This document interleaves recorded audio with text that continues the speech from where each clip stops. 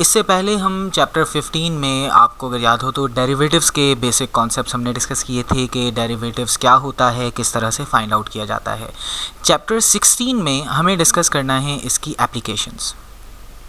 Chapter 16 है applications of derivatives. इसमें basically application मतलब वो रियल लाइफ एप्लीकेशंस की हम बात नहीं कर रहे हैं, हम अप्लाइड यानी साइड पे नहीं जा रहे, हम प्योर साइड पर जा रहे हैं कि एप्लीकेशंस हमारी ग्राफ के कॉन्सेप्ट में और बाकी चीज़ों में कहाँ पर काम आती हैं, एप्लीकेशंस ऑफ डेरिवेटिव्स। तो इसमें अगर आपने अब तक चैप्टर 15 नहीं सीखा है तो चैप्टर 16 आपको बिल्कुल भी समझ नहीं आएगा, क्योंकि याद रखिए इस चैप्टर की अजम्पशन यही है कि चैप्टर 15 में आपने डेरिवेटिव्स के सारे रूल्स सीख लिए हैं। तो अब चैप्टर 16 में सबसे पहली चीज़ जो हमें देखनी है वो ये है कि जब भी हम कोई कर्व बनाते हैं, सपोज़ मैं कोई ग्राफ बनाता हूँ, फॉर एग्ज़ाम्पल ये मैं एक यहाँ पर कर्व बनाता हूँ। अब इस कर्व में अगर आप गौर करें, इस पोर्शन में यहाँ पर सपोज़ x की वैल्यू हम लेते हैं 2 और यहाँ पर y की वैल्यू है लेट्स से 2। आगे हम बढ़ते हैं, यहाँ पर x की वैल्यू सपोज़ 3 हो गई है और y की वैल्यू 4 हो गई है। तो इस पॉइंट पर अगर आप देखें, इस पॉइंट पर फंक्शन इंक्रीजिंग है। यहाँ पर यानी x की वैल्यूज़ हैं, यहाँ पर f ऑफ x है, मींस y की वैल्यूज़ हैं। तो यहाँ पर हम ये कह सकते हैं कि इस इंटरवल में, ये जो पूरा इंटरवल है 2 से लेकर 3 तक का, इस इंटरवल में ये फंक्शन इंक्रीजिंग है। फंक्शन इंक्रीजिंग कैसे हो गया? अब सपोज़ इसे मैं x1 कहता हूँ, इसे x2 कहता हूँ। इस x1 पर जो y की वैल्यू मिल रही है इसे y1 या फिर f ऑफ x1 कहते हैं, फंक्शन एट x1, और इसे फंक्शन एट x2 कह देते हैं। तो इस पर अगर आप गौर करें, x1 is smaller than x2 है, और साथ ही साथ f ऑफ x1 भी smaller than f of x2 है। मीन्स x इंक्रीज़ हो रहा है तो y भी इंक्रीज़ हो रहा है, तो इसका मतलब ये इंक्रीजिंग फंक्शन है। लेकिन अगर आप उसके बाद आगे डिस्कस करें, फॉर एग्जांपल हम इस इंटरवल की अगर बात करें, यहाँ पर अगर आप गौर करें तो x की वैल्यू सपोज़ यहाँ पर 6 है और यहाँ पर x की वैल्यू सपोज़ 10 हो चुकी है। अब यहाँ पर अगर आप देखें, y की वैल्यू 10 पर लेट्स से 3 है और 6 पर लेट्स से 5 है। मैं पिछली वैल्यूज़ को रिमूव कर देता हूँ ताकि ज़्यादा कन्फ्यूजन ना रहे, और कलर भी मैं इसका चेंज कर देता हूँ। ये 6 है, 6 पर हमारे पास y की वैल्यू 5 है, और 10 है, 10 पर हमारे पास y की वैल्यू 3 है। अब लेट्स सपोज़ मैं इस पॉइंट को x1 कह देता हूँ, इसे x2 कह देता हूँ। तो x1 पर जो f ऑफ x1 है वो है 5, और x2 पर जो f ऑफ x2 है वो है 3। तो इसमें अगर आप गौर करें, x1 x2 से स्मॉलर है, x1 is less than x2, लेकिन f of x1 is greater than f of x2। f of x1 is greater than f of x2। तो ऐसी सूरत में हम कहते हैं कि ये हमारा डिक्रीजिंग फंक्शन है। इस इंटरवल में हमारा फंक्शन डिक्रीजिंग है और इस इंटरवल में हमारा फंक्शन इंक्रीजिंग है।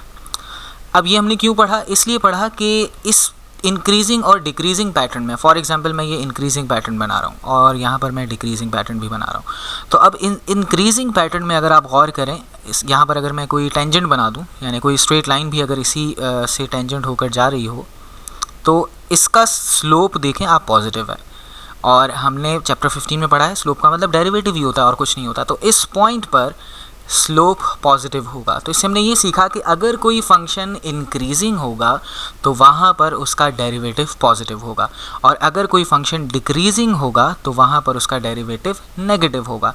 और अगर कोई फंक्शन स्टेशनरी पॉइंट पे आ चुका है, क्योंकि यहाँ पर अगर आप देखें ये एक हॉरिजॉन्टल लाइन बन रही है, इस पूरे इंटरवल में एक हॉरिजॉन्टल लाइन बन रही है, तो इस इंटरवल में ये फंक्शन नीदर इंक्रीजिंग है नॉट डिक्रीजिंग है, बल्कि स्टेशनरी है। तो ऐसी सूरत में हम कहेंगे कि यहाँ इस इंटरवल में डेरिवेटिव 0 होता है, इस इंटरवल में डेरिवेटिव नेगेटिव होता है, लेस देन 0 होता है, और इस इंटरवल में क्योंकि इंक्रीज़ हो रहा है फंक्शन तो फर्स्ट डेरिवेटिव ग्रेटर होता है। अच्छा, ये बात सीखने के बाद हमारे पास लेट्स सपोज हम एक एग्जाम्पल करते हैं। एक एग्जाम्पल है जो कि आपके 16.1 के जो क्वेश्चंस 1 से लेकर 20 तक हैं उन सबको कवर करेगी। मैं यहाँ लिख देता हूँ example covering question number 1 to question number 20 of 16.1। अब हमारे पास एक एग्जाम्पल है कि एक फंक्शन है हमारे पास f of x is equal to 5x² minus 20x plus 3। तो ये हमारे पास एक फंक्शन है। इसमें अगर आप गौर करें ये क्वाड्रेटिक फंक्शन है। क्वाड्रेटिक फंक्शन हमने पहले भी सीखा था कि उसको क्वाड्रेटिक का चैप्टर 4 हमने डिस्कस किया था। आप अगर यूट्यूब पर देखें तो वो मौजूद है, उसमें हमने इसके बिहेवियर्स डिस्कस किए थे, लेकिन वो क्वाड्रेटिक पॉइंट ऑफ व्यू से किए थे। अब जो हम डिस्कस कर रहे हैं वो डेरिवेटिव के पॉइंट ऑफ व्यू से कर रहे हैं, क्योंकि इसमें देखें ax² b plus bx plus c a positive है, तो इसका मतलब ये कॉनकेव अप होगा। खैर वो बात की बात है, यानी इसका ग्राफ अगर बनाया जाए तो इस तरह कॉनकेव अप की तरह बनेगा। अब इसमें अगर आप गौर करें तो ये जो पॉइंट है यहाँ पर डेरिवेटिव 0 है, इससे पहले फंक्शन डिक्रीजिंग है और इसके बाद फंक्शन इंक्रीजिंग है, लेकिन यही बात हमें डेरिवेटिव से शो करनी है।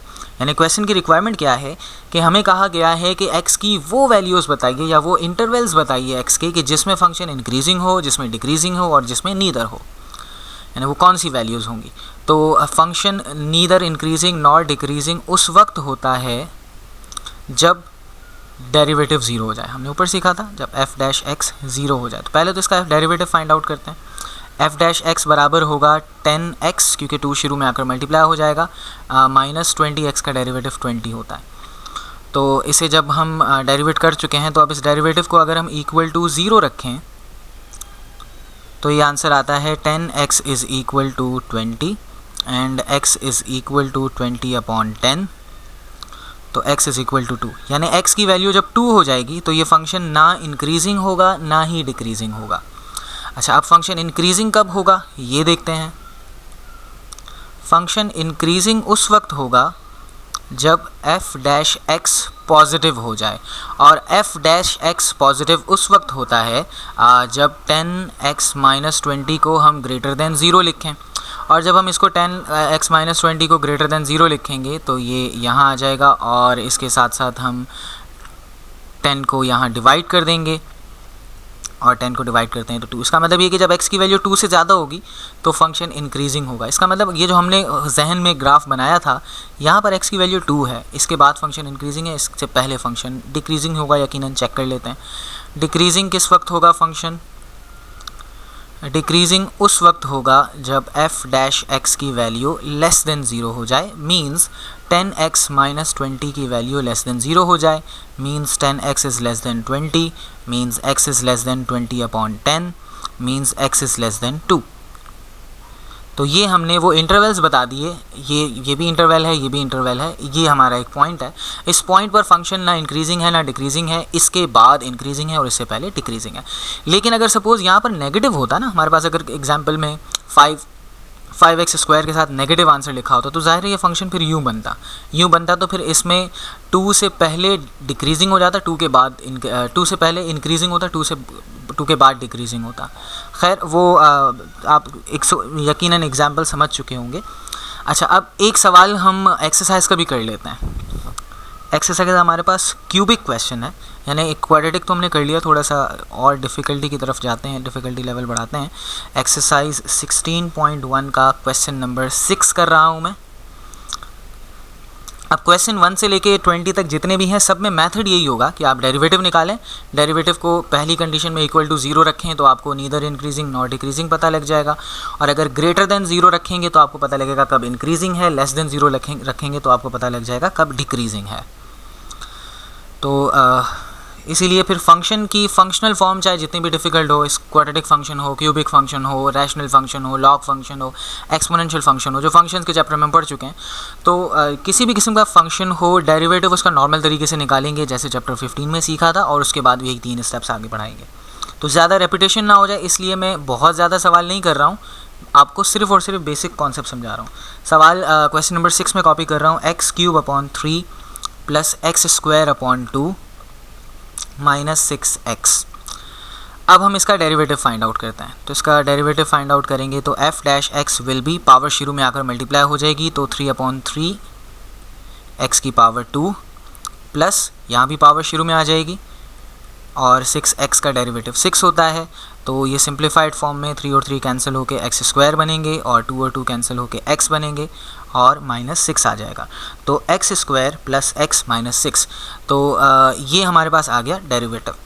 अच्छा, अब हमें क्योंकि इसको इक्वल टू 0 भी रखना है, ग्रेटर देन 0 भी रखना है, लेस देन 0 भी रखना है, इसका मतलब ये क्वाड्रेटिक इनइक्वालिटी भी बन जाएगी, क्वाड्रेटिक इक्वेशन भी बनेगी। तो बेहतर है हम इसके फैक्टर अभी से बना लें, क्योंकि चैप्टर 1 में अगर आपको याद हो, यूट्यूब पर वीडियो मौजूद है, हमने इनइक्वालिटी सीखी थी, उसमें सीखा था क्वाड्रेटिक इनइक्वालिटी हो तो ज़्यादा बेहतर ये होता है, बल्कि मोस्ट अप्रोप्रिएट मेथड यही होता है कि आप इसकी पहले फैक्टराइजेशन कर लें। तो देखते हैं क्या इसकी फैक्टराइजेशन पॉसिबल है। 1 मल्टीप्लाई बाय -6 होता है, और 2 मल्टीप्लाई बाय 3 6 होता है, ठीक है, और इनको सब्ट्रैक्ट करेंगे तो 1 आता है। तो इसके फैक्टर बन गए। f of x f dash x is equal to x square plus 3x minus 2x minus 6। अब इसे और सिंप्लीफाई करते हैं, यहाँ से x कॉमन लिया हमने तो x प्लस 3 बचेगा, यहाँ -2 कॉमन लिया तो x प्लस 3 ही बचेगा। अब x प्लस 3 पहले ब्रैकेट में बचा है और x माइनस 2 दूसरे ब्रैकेट में बचा है, तो ये हमारे पास आ गया f डैश x, ये डेरिवेटिव आ गया। अब हमें ये देखना है कि किस इंटरवल में फंक्शन इंक्रीजिंग है, किस में डिक्रीजिंग है और किस में नीदर है। तो इंक्रीजिंग कब होगा, या पहले नीदर निकाल लेते हैं, वो ज़्यादा ईजी रहता है। नीदर उस वक्त होगा जब फर्स्ट डेरिवेटिव 0 हो, means f dash x is equal to 0 हो। तो हम ये कह सकते हैं कि x plus 3 into x minus 2 ये 0 होगा। तो वही नल फैक्टर लॉ अप्लाई करेंगे, यानी कि इसे मैं रिमूव कर देता हूँ। x प्लस 3 भी 0 के इक्वल होगा एंड x माइनस 2 भी 0 के इक्वल होगा। तो x इज़ इक्वल टू -3 आ गया हमारे पास यहाँ पर, and x is equal to 2 आ गया। तो ये दो हमारे पॉइंट हैं जिन्हें स्टेशनरी पॉइंट भी कह सकते हैं हम, कि इन पर फंक्शन ना इंक्रीजिंग है ना डिक्रीजिंग है, यहाँ पर ये फंक्शन रुक जाता है। अच्छा खैर, इंक्रीजिंग कब होगा? इंक्रीजिंग उस वक्त होगा फंक्शन जब फर्स्ट डेरिवेटिव ग्रेटर देन 0 हो जाए, f dash x is greater than 0। तो यहाँ पर हम f डैश x यानी x plus 3 into x minus 2 is greater than 0, दो वैल्यूज़ का, दो फैक्टर्स का प्रोडक्ट 0 ग्रेटर देन 0 उस वक्त होता है जब या तो दोनों पॉजिटिव हों या फिर दोनों नेगेटिव हों, यानी प्लस प्लस भी प्लस होता है और माइनस माइनस भी प्लस होता है। तो इसका मतलब ये है कि पहला केस हमारा बन रहा है कि x plus 3 is greater than 0 and x minus 2 is greater than 0। तो x plus 3 is greater than 0 का मतलब ये कि x is greater than -3 and x is greater than 2। ये हमारी दो वैल्यूज़ आ चुकी हैं। अब केस 2 ये होगा कि x plus 3 is less than 0, कि पहला भी नेगेटिव होगा और x माइनस 2 ये भी नेगेटिव होगा। तो जब ये नेगेटिव होगा means x is less than -3 है, और यहाँ पर x इज़ लेस देन 2 है। ठीक है, इन चारों को हम बारी बारी इनइक्वालिटी में पुट करके चेक करेंगे कि क्या आंसर आता है। लेकिन खैर साथ ही साथ वो चेकिंग का प्रोसेस हम बाद में करेंगे। अब डिक्रीजिंग की भी कर लेते हैं, फिर इसके बाद देख लेंगे उन सारे आंसर्स में से कौन से आंसर्स जो इनइक्वालिटी को सेटिस्फाई कर रहे हैं। फंक्शन डिक्रीजिंग उस इंटरवल में होता है, उस वक्त होता है जब डेरिवेटिव लेस देन 0 हो, नेगेटिव हो। तो इसका मतलब x plus 3 into x minus 2 must be less than 0, और दो वैल्यूज़ का प्रोडक्ट नेगेटिव उस वक्त आता है जब या तो एक पॉजिटिव हो, मींस पहला पॉजिटिव हो और दूसरा फैक्टर नेगेटिव हो, या फिर पहला फैक्टर नेगेटिव हो और दूसरा फैक्टर पॉजिटिव हो। तो ऐसी सूरत में, तो अगर इसे हम सिंप्लीफाई करें तो x इज़ ग्रेटर देन -3 आ रहा है, और यहाँ पर x इज़ लेस देन +2 आ रहा है, x इज़ लेस देन -3 आ रहा है। यानी चारों के आंसर्स हमारे पास तकरीबन मिलते जुलते ही आ रहे हैं। तो चेक कर लेंगे कौन सा आंसर किसको सेटिस्फाई करता है। x इज़ ग्रेटर देन 2 आ रहा है, राइट जी। तो ये जो मैंने 8 बॉक्सेस बनाए हैं, इन सब को बारी बारी हम चेक करते हैं। मेरे ख्याल से व्यू से कुछ पार्ट हट गया होगा, तो मैं थोड़ा सा जूम आउट कर देता हूँ। ये हमारे पास 4 केसेस आ गए। इन चारों केसेस को हम बारी बारी चेक करते हैं। तो सबसे पहले हम चेक करते हैं x की वैल्यू -3 से अगर ग्रेटर हो। -3 से अगर ग्रेटर हो तो -3 से बड़ी वैल्यू -2 होती है। -2 पुट करके देखते हैं इसमें, x प्लस 3 x माइनस 2। अगर हम इसमें -3 से बड़ी वैल्यू पुट करते हैं, दैट मीन्स -2, तो ये -2 + 3 हो जाएगा और ये -2 -2 हो जाएगा। दैट मीन्स 3 माइनस 2 यहाँ 1 हो जाएगा और ये -4 हो जाएगा, तो इन दोनों को मल्टीप्लाई करके -4 आ रहा है, इसका मतलब लेस देन 0 आ रहा है। तो इस इनइक्वालिटी में कह रहा है कि ग्रेटर देन 0 होना चाहिए, तो ये आंसर तो सेटिस्फाई नहीं कर रहा।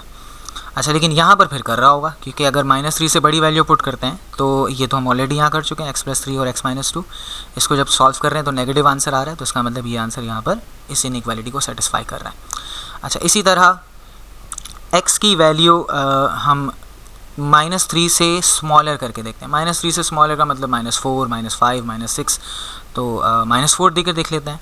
तो -4 + 3 एंड -4 -2, तो -4 + 3 बनता है -1 और ये -6, और दोनों को मल्टीप्लाई किया तो 6 आया, जो कि पॉजिटिव है, तो पॉजिटिव आंसर ही हमें चाहिए यहाँ पर, तो इसका मतलब ये आंसर इसको सेटिस्फाई करता है।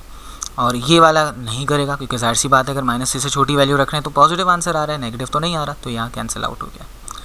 अच्छा, इसी तरह x की वैल्यू ग्रेटर देन 2 पुट करते हैं। ग्रेटर देन 2 सपोज हम 5 पुट करके देख लेते हैं। मैं इस हिस्से को क्लियर कर देता हूँ। x की वैल्यू जब हम 5 पुट करेंगे तो दिस विल बी 5 + 3 × 5 - 2। 5 + 3 हमारे पास 8 होता है और 5 - 2 हमारे पास 3 होता है, ये 24 आ गया, पॉजिटिव आंसर आ गया।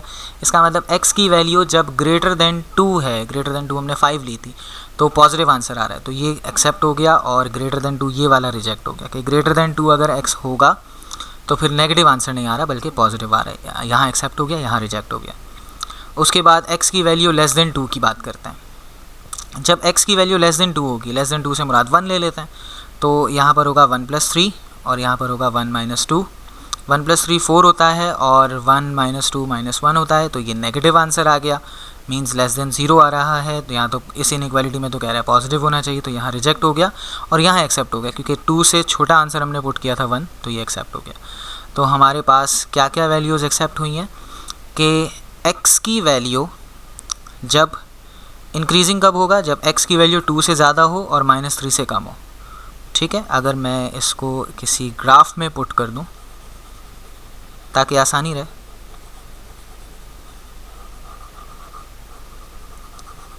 इसे मैं क्लियर कर देता हूं स्क्रीन को और एक रफ सा ग्राफ बना देता हूं सिर्फ आसानी से समझने के लिए।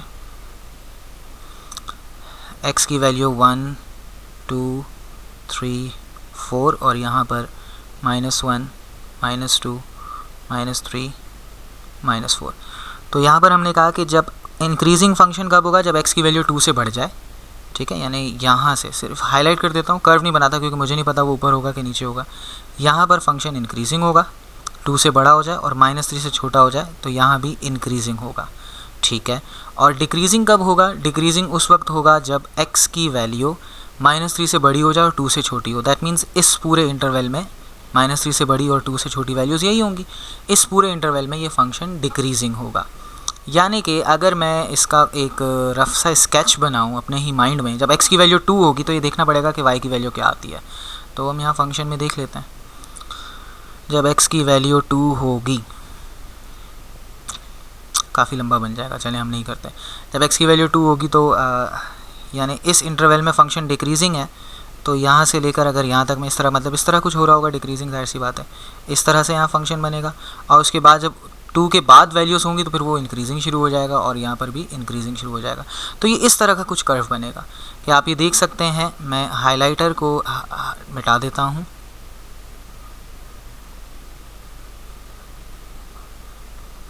इसमें अगर आप गौर करें, जब 3 की वैल्यू है और यहाँ पर x की वैल्यू 2 है, तो 2 के बाद फंक्शन इंक्रीजिंग हो रहा है और -3 से पहले भी फंक्शन इंक्रीजिंग है, लेकिन -3 से लेकर 2 तक ये फंक्शन डिक्रीजिंग है। तो इसका ग्राफ कमोबेश इसी तरह ही बनेगा, लेकिन जाहिर है वो एक्यूरेट में वैल्यूज़ नहीं पुट कर रहा, तो इसी तरह की शेप होगी।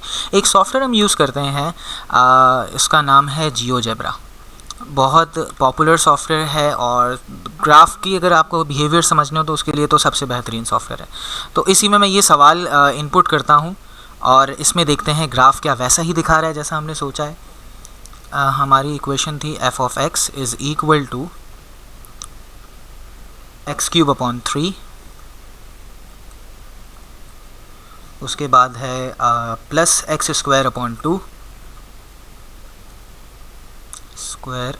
2 और लास्ट में है -6x। तो ये हमने इसका ग्राफ बना लिया। इसको थोड़ा सा जूम आउट करते हैं। जी हाँ, बिल्कुल वैसा ही बन रहा है। अगर आप इसमें गौर करें, जब x की वैल्यू 2 है, x = 2 की भी एक लाइन बना देता हूँ और x = -3 की भी एक लाइन बना देता हूँ।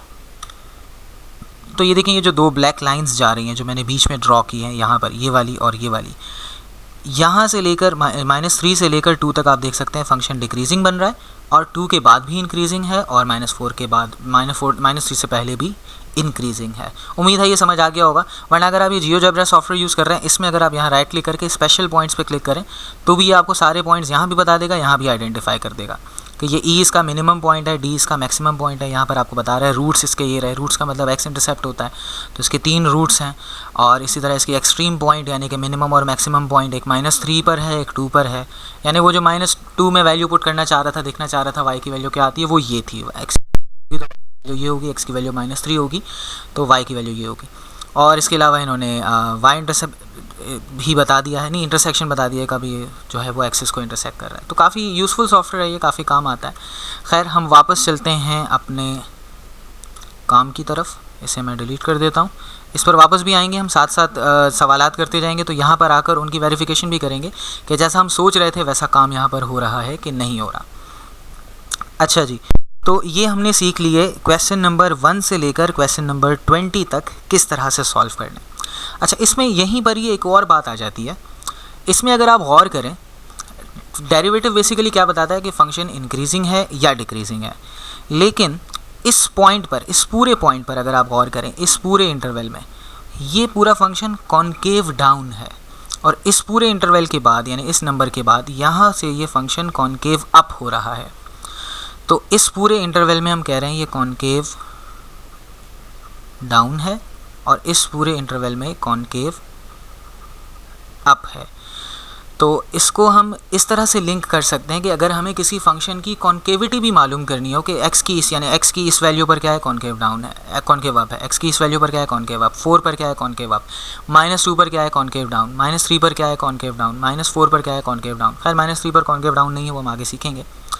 तो ये पूरे इंटरवल में कॉन्केव डाउन है, इस पूरे इंटरवल में कॉन्केव अप है। ये चीज़ हमें क्या बगैर ग्राफ बनाए मालूम हो सकती है? बिल्कुल हो सकती है। हम क्या करेंगे, सेकंड डेरिवेटिव मालूम करेंगे। तो याद रखिएगा, किसी फंक्शन का अगर सेकंड डेरिवेटिव पॉजिटिव है तो उसका मतलब उस पूरे इंटरवल में वो कॉन्केव अप है, और अगर किसी इंटरवल में सेकंड डेरिवेटिव नेगेटिव है तो उसका मतलब उस इंटरवल में वो कॉन्केव डाउन है। ठीक है जी। तो ये एक तरीका है फंक्शन की कॉन्केविटी मालूम करने का। यानी फॉर एग्जांपल इसी फंक्शन को मुझे शायद इसको मिटाना नहीं चाहिए था, खैर हम दोबारा बना लेते हैं। फॉर एग्जांपल हमारे पास फंक्शन था f(x) = x³ 3 + x² और उसके बाद था -6x। तो इसमें मैं अब f' ड्रॉ करूँगा तो ये देखें मेरा डेरिवेटिव का फंक्शन आ रहा है। लेकिन खैर मैं f"x ड्रॉ करता हूँ, सेकंड डेरिवेटिव। अब सेकंड डेरिवेटिव में आप गौर करें, सेकंड डेरिवेटिव किस पॉइंट पर क्या है, सॉरी मैंने x लिख दिया यहाँ पर। अब सेकंड डेरिवेटिव आप गौर करें, सेकंड डेरिवेटिव किस इंटरवल में पॉजिटिव है, किस इंटरवल में नेगेटिव है। मैं इसी पोर्शन की पिक्चर ले लेता हूँ ताकि इसको मैं अपने राइटिंग सॉफ्टवेयर में और बेहतर तरीके से एक्सप्लेन कर सकूं।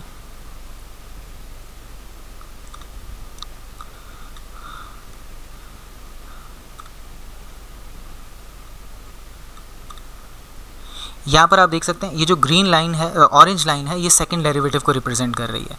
तो यहाँ पर सेकंड डेरिवेटिव 0 हो गया है। इस पॉइंट के बाद आप देख सकते हैं सेकंड डेरिवेटिव पॉजिटिव है। पॉजिटिव का मतलब ये कि इसकी सारी वैल्यूज़ पॉजिटिव है, क्योंकि यहाँ पर x की वैल्यूज़ हैं, यहाँ पर जो ऑरेंज लाइन है यहाँ पर f"x है। तो सेकंड डेरिवेटिव इस पॉइंट के बाद x की वैल्यू जब 0 है उसके बाद पॉजिटिव हो गया है और इससे पहले नेगेटिव है।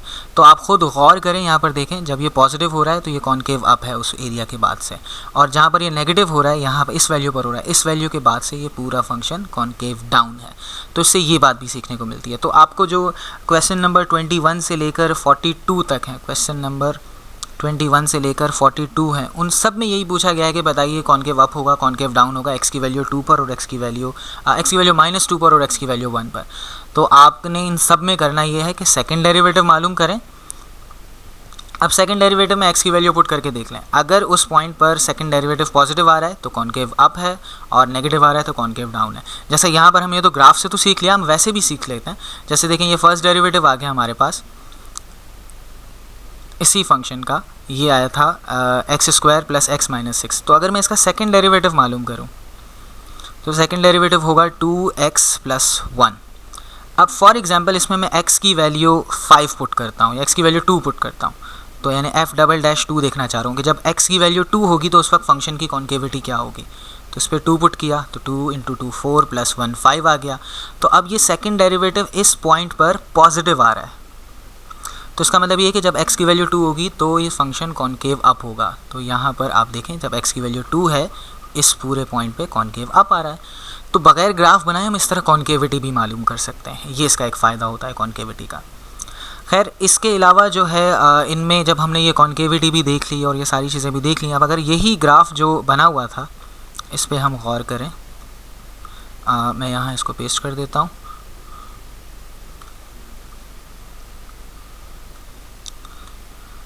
इस ग्राफ में अगर आप गौर करें ये फंक्शन यहाँ पर इंक्रीजिंग है, इंक्रीज़ हो रहा है, इंक्रीज़ हो रहा है, इंक्रीज़ हो रहा है, यहाँ पर आकर ये स्टॉप हो गया।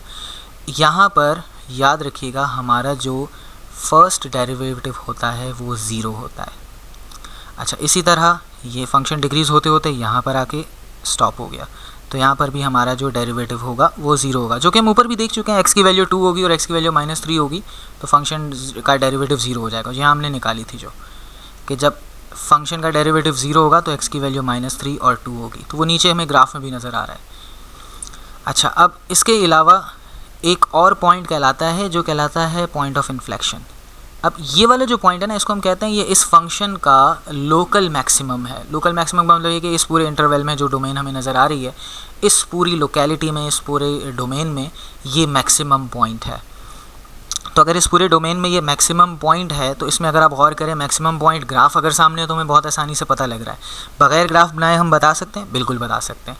अगर आप गौर करें इस स्टेशनरी पॉइंट से पहले ग्रेडियंट पॉजिटिव है और इसके बाद स्लोप यानी ग्रेडियंट नेगेटिव हो गया है। तो अगर किसी स्टेशनरी पॉइंट से पीछे आप जाएं, डेरिवेटिव का आंसर पॉजिटिव आ रहा हो और उसके आगे जाएं डेरिवेटिव का आंसर नेगेटिव आ रहा हो, तो इसका मतलब वो मैक्सिमम पॉइंट है, उसका लोकल मैक्सिमम है। इसी तरह इसका ऑपोजिट, अगर आप यहाँ पर आ जाएं, ये डेरिवेटिव यहाँ पर 0 हो गया, इसके बाद अगर जाएंगे डेरिवेटिव पॉजिटिव हो रहा है, इससे पहले अगर जाएंगे डेरिवेटिव नेगेटिव हो रहा है क्योंकि फंक्शन नीचे की तरफ आ रहा है। तो अगर किसी पॉइंट से पीछे आप जाएं आपको डेरिवेटिव नेगेटिव मिले और उससे आगे जाएं तो डेरिवेटिव पॉजिटिव मिले, तो इसका मतलब ये इसका मिनिमम पॉइंट है। अच्छा अब मैक्सिमम पॉइंट समझ लिया, मिनिमम पॉइंट समझ लिया। क्या ऐसा हो सकता है कि किसी पॉइंट पर डेरिवेटिव 0 हो, उसके बाद और पहले भी डेरिवेटिव सेम ही हो? यानी फॉर एग्जांपल इस तरह का फंक्शन, इसमें अगर आप गौर करें यहाँ पर डेरिवेटिव 0 होगा यकीनन। इससे पहले देखें तो फंक्शन इंक्रीजिंग है, इसके बाद भी फंक्शन इंक्रीजिंग है, यानी थोड़ी देर के लिए ये फ्लैट हुआ है, उसके बाद दोबारा से ऐसे जाना शुरू हो गया। तो इसके बाद भी पॉजिटिव स्लोप है, इससे पहले भी पॉजिटिव स्लोप है। यानी पॉजिटिव स्लोप ऐसे होता है ना जो लेफ़्ट से राइट ऊपर की तरफ जाए। तो ऐसे पॉइंट को हम कहते हैं इन्फ्लेक्शन पॉइंट। ठीक है जी, तो हमने क्या क्या टर्म सीख ली आज की इस वीडियो में। हम बहुत सारी टर्म सीख रहे हैं क्योंकि ये समझ लें पूरे चैप्टर 16 को एक तरह से मैं समराइज़ कर रहा हूँ इस वीडियो में। ये मैक्सिमम पॉइंट है, ये मैक्सिमम पॉइंट है, ये इन्फ्लेक्शन पॉइंट है, ये मिनिमम पॉइंट है। मैक्सिमम पॉइंट क्यों है? क्योंकि देखें ये पॉजिटिव हो गया, उसके बाद फिर नेगेटिव हो गया। इन्फ्लेक्शन क्यों है? नेगेटिव था, उसके बाद भी नेगेटिव ही है। और ये मिनिमम क्यों है? नेगेटिव है, उसके बाद पॉजिटिव हो गया इसका स्लोप यानी कि डेरिवेटिव। और ज़रूरी नहीं है कि ये इसी तरह हो, ये इस तरह भी हो सकता है कि पॉजिटिव था और उसके बाद फिर दोबारा पॉजिटिव हो गया, और यूँ भी हो सकता है नेगेटिव था उसके बाद दोबारा नेगेटिव हो गया। मींस अब फंक्शन अपना बिहेवियर थोड़ी देर के लिए 0 पर आकर दोबारा से वही सेम बिहेवियर ले रहा है, तो फिर वो इन्फ्लेक्शन पॉइंट कहलाएगा। तो ये हमारा कॉन्सेप्ट होता है मैक्सिमम या मिनिमम पॉइंट निकालने का। तो अगर किसी फंक्शन का आपको मैक्सिमम या मिनिमम पॉइंट निकालना हो तो आसान सा तरीका ये है, आप उसका फर्स्ट डेरिवेटिव निकालिए, उसको 0 के इक्वल रख दीजिए, क्योंकि हमें मालूम है कि फ़र्स्ट डेरिवेटिव जब 0 हो जाए तो वो या तो मैक्सिमम होगा या तो मिनिमम होगा। अब कैसे पता लगेगा कि मैक्सिमम है या मिनिमम है? कॉन्केविटी से। देखें ये कॉन्केव डाउन है तो इसी फर्स्ट डेरिवेटिव वाले पॉइंट पर आप सेकंड डेरिवेटिव भी निकाल लीजिए। अगर सेकंड डेरिवेटिव आपको नेगेटिव मिल रहा है तो मतलब कॉनकेव डाउन है, कॉनकेव डाउन है तो इसका मतलब ये मैक्सिमम पॉइंट है। इसी तरह इस पॉइंट पर अगर आप सेकंड डेरिवेटिव निकाल लें और फर्स्ट डेरिवेटिव तो जीरो है, वो तो हमें पता है कि ये मैक्सिमम या मिनिमम में से कोई पॉइंट होगा या इन्फ्लेक्शन होगा। लेकिन अगर आपको सेकंड डेरिवेटिव पॉजिटिव मिल रहा है तो उसका मतलब ये कॉनकेव अप है, कॉनकेव अप है तो इसका मतलब ये मिनिमम पॉइंट होगा। लेकिन अगर किसी पॉइंट पर फर्स्ट डेरिवेटिव भी ज़ीरो मिल रहा है, मतलब फर्स्ट डेरिवेटिव ज़ीरो निकाल कर हमने x की वैल्यू निकाल ली और उसी x की वैल्यू पर सेकंड डेरिवेटिव भी ज़ीरो मिल रहा है, तो इसका मतलब फिर वो इन्फ्लेक्शन पॉइंट है, वहाँ पर कॉनकेविटी कोई नहीं है, ना वो कॉनकेव अप है ना वो कॉनकेव डाउन है, वो स्ट्रेट जा रहा है। ठीक है जी, तो ये बहुत बड़ी बात मैंने की है, बहुत गहराई वाली, इसको आप क्वेश्चन सॉल्व करके लाजमी सीखिएगा। अच्छा, अब इन्हीं चीज़ों को जहन में रखते हुए अगर हमें किसी फंक्शन का ग्राफ बनाना हो, यानी मिसाल के तौर पर हमारे पास कोई फंक्शन है, हमें उसका ग्राफ बनाना है और हम ये नहीं चाहते कि हम उस तरह जैसे बचपन में करते थे एक्स और वाई की वैल्यूज़ का टेबल बनाएं कि एक्स की वैल्यू 1 होगी तो वाई क्या होगा, एक्स की वैल्यू 2 पर क्या है, 3 पर क्या है, 4 पर क्या है, इस तरह पूरे टेबल बनाएं, फिर ग्राफ पे डॉट्स बनाएं, फिर उनको ज्वाइन करें। इसके बगैर हम बनाना चाहते हैं, इसका स्केच करना चाहते हैं। तो किसी भी फंक्शन को स्केच करना हो, यानी अभी मैं 16.4 की तरफ जा रहा हूँ, तो किसी भी फंक्शन को 16.3 की तरफ, तो अगर किसी भी फंक्शन को स्केच करना हो, 16.1 में क्या है वही जो हमने पहले डिस्कस किया, 16.2 में क्या है, आप किस तरह कर्व को स्केच करते हैं और बाकी सारी चीज़ें 2 और 3 में ही है। 16.2 में मैक्सिमम और मिनिमम पॉइंट है, सॉरी, कि मैक्सिमम पॉइंट कैसे निकालना है, मिनिमम पॉइंट कैसे निकालना है, तो वो मैं अभी डिस्कस कर चुका हूँ कि फर्स्ट डेरिवेटिव निकालिए, उसको ज़ीरो रखिए, फिर उससे जो x की वैल्यू आ रही है उसी पर सेकंड डेरिवेटिव निकालिए। सेकंड डेरिवेटिव नेगेटिव है तो कॉनकेव डाउन है, इसका मतलब वो मैक्सिमम है, और सेकंड डेरिवेटिव पॉजिटिव है तो कॉनकेव अप है, इसका मतलब वो मिनिमम है, और सेकंड डेरिवेटिव अगर ज़ीरो है तो इसका मतलब वो इन्फ्लेक्शन पॉइंट है। अच्छा, अब उसके बाद हमें देखना है कि किसी भी फंक्शन का ग्राफ कैसे बनाया जाए। तो एक आखिरी एग्जाम्पल हम कर रहे हैं जिसमें हम कोशिश करेंगे सारी चीज़ें कवर कर लें, मैक्सिमम पॉइंट भी निकाल लें, मिनिमम पॉइंट भी निकाल लें, इन्फ्लेक्शन पॉइंट भी निकाल लें, एक्स और वाई इंटरसेप्ट भी निकाल लें, ताकि हम मैक्सिमम चीज़ों को शो कर सकें कि ये फंक्शन जो है किस तरह से प्लॉट किया जाएगा। तो एक एग्जांपल मैं कर रहा हूँ, इस एग्जांपल में सारे सवालात कवर हो जाएंगे इंशाल्लाह अगर आप अच्छे तरीके से समझेंगे। तो सवाल है हमारे पास f of x is equal to, अच्छा, इसको ग्राफ बनाने के बाद हम जियोजेब्रा में कंफर्म भी कर लेंगे कि वैसा ही ग्राफ बन रहा है कि नहीं जैसा हमने बनाया। X cube upon 3 minus 4x square plus 12x plus 5। सवाल में कहा गया इसको ग्राफ कीजिए, बस और कुछ भी नहीं बताया गया। तो अब किसी भी फंक्शन को ग्राफ करना हो आपने क्या क्या देखने हैं, एक्स इंटरसेप्ट और वाई इंटरसेप्ट तो देखने ही होते हैं। एक्स इंटरसेप्ट तो खैर, वाई इंटरसेप्ट तो यहीं से पता लग रहा है, जब सारे एक्स ज़ीरो हो जाएंगे तो 5 ही बचेगा, तो वो तो 5 आ जाएगा, वो तो हमें मालूम है। अब हम इसके निकालते हैं क्रिटिकल पॉइंट्स। क्रिटिकल पॉइंट्स का मतलब वही maximum point, minimum point, inflection point जो भी हो, तो उसके लिए हमें डेरिवेटिव तो निकालना पड़ेगा। तो इसका हम डेरिवेटिव फाइंड आउट करते हैं, कलर चेंज कर लेते हैं। इसका डेरिवेटिव एक्स क्यूब का derivative 3x square upon 3 minus 8x plus 12। जब सिंप्लीफाई करेंगे तो ये बनेगा x square minus 8x plus 12। क्या ये फैक्टराइज हो सकता है? बिल्कुल हो सकता है। 1 12 12 एंड 6 2 12, तो ये हो जाएगा x square minus 6x and minus 2x। हाँ, 6 2 12 है और माइनस 6 और माइनस 2 माइनस 8 बन जाएंगे। x कॉमन लिया हमने तो यहाँ x माइनस 6 बचता है, माइनस 2 कॉमन लिया हमने तो यहाँ पर भी x माइनस 6 बचेगा, क्योंकि माइनस साइन कॉमन ले लें तो अंदर ब्रैकेट का साइन चेंज हो जाता है।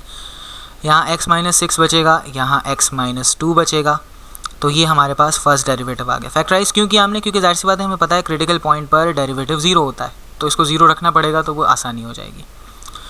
तो हम फर्स्ट डेरिवेटिव को ज़ीरो रखते हैं क्योंकि हमें मालूम है मैक्सिमम, मिनिमम या इन्फ्लेक्शन पॉइंट पर फर्स्ट डेरिवेटिव हमेशा ज़ीरो होता है। तो ये हो जाएगा x minus 6 into x minus 2 is equal to zero. इसका मतलब x माइनस 6 भी ज़ीरो के बराबर होगा and x is equal to x minus 2 भी ज़ीरो के बराबर होगा। x इज़ इक्वल टू 6 आया हमारा पहला इन क्रिटिकल पॉइंट की x वैल्यू, और x is equal to 2i दूसरे क्रिटिकल पॉइंट की x वैल्यू। इसका मतलब इसमें दो ही क्रिटिकल वैल्यूज़ हैं, हो सकता है एक मैक्सिमम एक मिनिमम हो। खैर, अब जब ये हमारे पास आ गई हैं, अब हमें देखना है इस पे y की वैल्यू क्या है, क्योंकि जब ग्राफ बनाएंगे जाहिर सी बात है x की वैल्यू तो 2 है, उस पॉइंट पर y क्या होगा। ग्राफ जब बनाते हैं तो x और y दोनों हमें प्लॉट करने पड़ते हैं। यानी फॉर एग्जांपल ये बल्कि नेगेटिव ग्राफ पॉजिटिव दोनों ले लेता हूँ, क्योंकि हमें नहीं मालूम कि ये कैसा बनेगा। मैं ग्राफ के लिए कितनी सारी जगह नीचे बना लेता हूँ यहाँ पर। तो अब अगर x की वैल्यू 2 रखनी है, वो तो 2 यहाँ भी है, यहाँ भी है, यहाँ भी है, यहाँ भी है, कहाँ प्लॉट करेंगे। तो इसका मतलब हमें y की वैल्यू भी चाहिए कि जब x की वैल्यू 2 होगी तो y क्या होगा। तो वो इसमें पुट करते हैं, x की वैल्यू 2 भी और x की वैल्यू 6 भी। तो इसमें हम नीचे कर लेते हैं कि फंक्शन में जब x की वैल्यू 2 होगी तो वो किसके इक्वल होगा। फंक्शन था हमारे पास x क्यूब, यानी यहाँ 2 लिख देता हूँ क्योंकि वहाँ अगर 2 पुट कर दिया तो यहाँ भी करना चाहिए technically. 2 cube upon 3 minus 4 into 2 का स्क्वायर प्लस 12 इंटू 2 प्लस 5। ये क्या किया मैंने, ये जो सवाल दिया हुआ था इसमें x की वैल्यू 2 पुट कर दी कि जब x की वैल्यू 2 होगी तो y क्या होगा, क्योंकि फंक्शन तो ये प्लॉट करना है ना, हमें इस फंक्शन में देखना पड़ेगा x की वैल्यू क्या है। तो ऐसे मैं अपने कैलकुलेटर में डायरेक्टली सिंप्लीफाई करता हूँ, तो ये आंसर आता है मेरे पास 47/3। 47/3 को हम एक फ्रैक्शन में कर लेते हैं, बनता है 15 होल 2/3। तो एक वैल्यू हमारे पास आई कि जब x की वैल्यू 2 होगी तो y की वैल्यू 15 होल 2/3 होगी। एक ग्राफ का पॉइंट मिल गया हमें। दूसरा पॉइंट भी देखते हैं, f ऑफ 6 क्या होगा। f ऑफ 6 मैं टाइम बचाने के लिए कैलकुलेटर में डायरेक्टली पुट कर लेता हूँ, x cube upon 3 minus 4x square plus 12x plus 5, और कैलकुलेटर में एडिट करके इन सब में 2 की जगह पर मैं 6 लिख देता हूँ। जब 2 की जगह 6 लिखा तो आंसर आया 5। तो इसका मतलब ये है कि जब x की वैल्यू 6 होगी तो y की वैल्यू 5 होगी। ये 2 पॉइंट हमें मिल गए, मैक्सिमम और मिनिमम दोनों में से कौन सा मैक्सिमम है कौन सा मिनिमम है फ़िलहाल नहीं बता सकते, और y इंटरसेप्ट भी हमें पता है। तो फिलहाल इन तीनों को ज़रा प्लॉट करते हैं। y इंटरसेप्ट 5 है,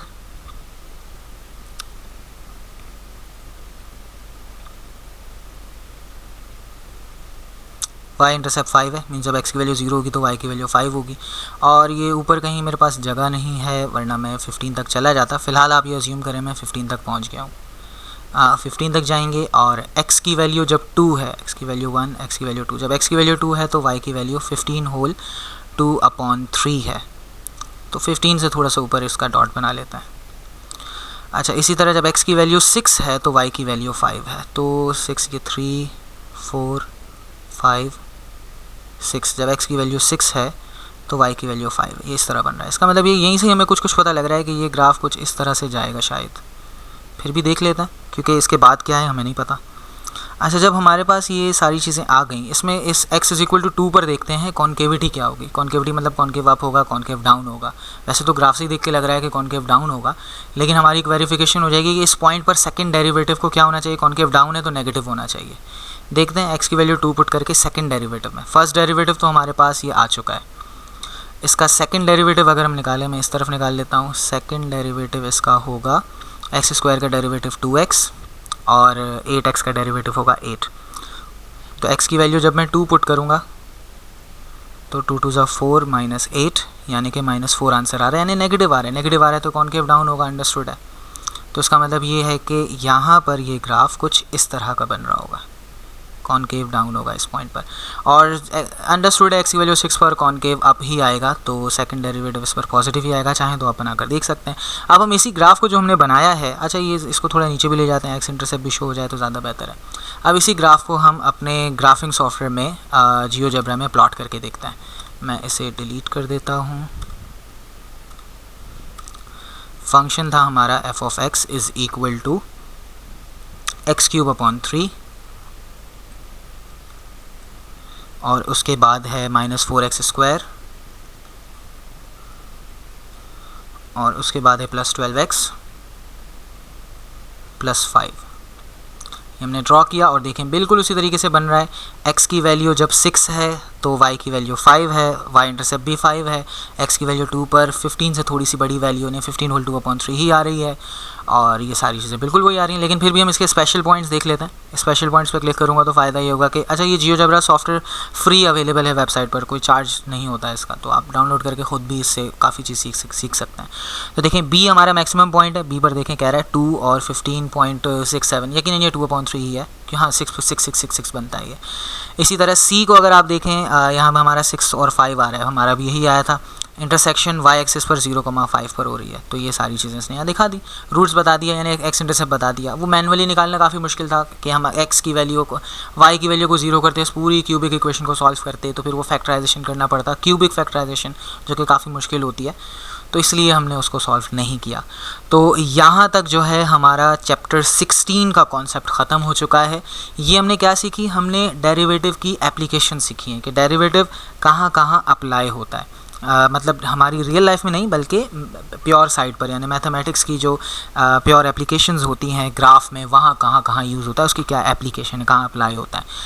अब जो चैप्टर 17 की तरफ हम जाएंगे, आगे के जो चैप्टर्स होंगे उसमें इंटरेस्टिंग बात यूँ बनेगी कि इसी तरह के हम क्या कर रहे होंगे, जैसे इकोनॉमिक्स में आपने पढ़े होंगे कॉस्ट के कर्व्स बनते हैं, एवरेज कॉस्ट, मार्जिनल कॉस्ट, उनकी इक्वेशंस बनाएंगे। उसमें हम देखेंगे मिनिमम कॉस्ट कहाँ पर आ रही है, एक्स का मतलब यूनिट होगा, वाई का मतलब कॉस्ट होगा, तो हमें देखना होगा कि कितने यूनिट बनाएं कि कॉस्ट हमारी मिनिमम आ जाए, या कितने यूनिट बनाएं कि प्रॉफिट हमारा मैक्सिमम बन जाए, क्योंकि जाहिर सी बात है प्रॉफिट फंक्शन ज़रूरी तो नहीं है स्ट्रेट लाइन होगा।